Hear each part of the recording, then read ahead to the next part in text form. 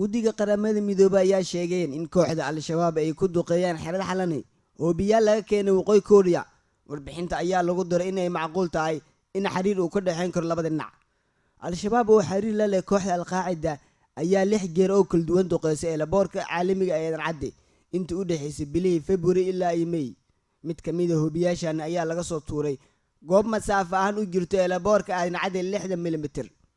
waxaana warbixinta lagu sheegay in bartilmaameedku uu ahaa xerada xalani oo ku dhex taala laboorka cadde. duqeyntaani oo dhacday 17 bishii February ayay sheegeen qobarada qaramada midoobay in hoobiyeyasha loo adeegsaday lagu sameeyay dalka waqooyi Kooriya. qoraal ka soo baxay qaramada midoobay ayaa walaac loogu muujiyay suurtagalnimada in al-shabaab iyo waqooyi Kooriya uu xiriir ka dhaxeyn karo waqti xaadirkaani.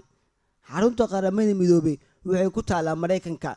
dowladda Mareykanka ayaa bixisa dakhliga sanadlaha ah ee ku kaca ururkaani. Mareykanka ayaa ku daray waqooyi Kooriya dalalka taageera waxa uu ugu yeero argagixisada sanadkii 1988 xilligaas oo waqooyi Kooriya lagu eedeeyay inay soo riday diyaarad rakaab ah oo ay lahayd koonfurta Kooriya.